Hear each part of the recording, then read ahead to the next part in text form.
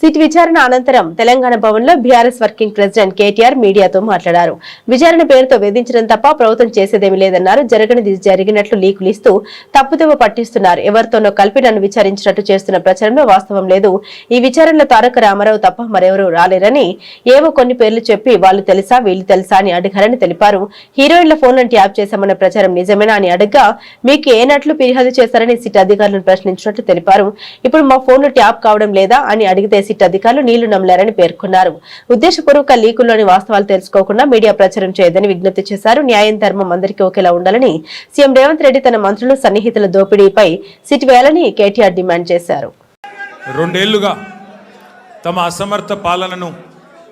అసమర్థ పరిపాలన వైఫల్యాల నుండి ప్రజల దృష్టి మరల్చడానికి ఒకటి తర్వాత ఒకటి ఏవైతే కొన్ని కాలక్షేప కథా చిత్రాలు నడుపుతూ ఉన్నారో ఆ కాలక్షేప కథా చిత్రాల్లో భాగంగా, పరంపరలో భాగంగా ఇవాళ నాకు కూడా ఏదో నోటీసులు ఇచ్చి టెలిఫోన్ ట్యాపింగ్ మీద ఏదో విచారణ చేస్తామని చెప్పి పోలీస్ శాఖ వాళ్ళు పిలవడం జరిగింది.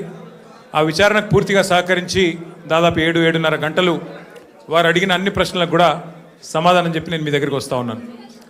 మొట్టమొదటి మాట ఏమంటే నేను వారిని సూటిగా అడిగాను. గత 2 సంవత్సరాలుగా మీరు ఈ విచారణ కొనసాగిస్తూ ఉన్నారు.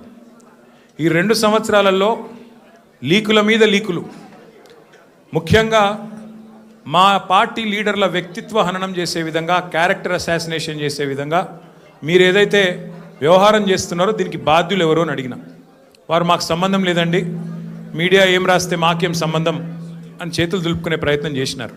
వారు నేను సూటిగా అడిగాను, మీరు గత 2 సంవత్సరాలుగా మీరు ప్రతిసారి విచారణ పేరిట లేకపోతే ఏదో ఒక లీక్ ఇవ్వడము, లేదా విచారణకు పిలవకపోయినా ఏదో జరిగింది అంటూ మీరు లీక్ ఇవ్వడం, తెల్లారి హెడ్లైన్ కావడం, దానివల్ల ప్రజలు మరి నిజం అనుకొని భ్రమించే కొన్ని పరిస్థితులు వచ్చినాయి. ఇది మంచిది కాదు అని చెప్పిన వారిని సూటిగా అడిగిన నేను. మీరు అంటూ ఉన్నారు, పేపర్లు రాస్తూ ఉన్నాయి, కొన్ని యూట్యూబ్ ఛానళ్ళు మరి ఇష్టం వచ్చినట్టు మాట్లాడుతున్నారు. కొంతమంది చాలా నా మాట అనడానికి నాకే సిగ్గుంది.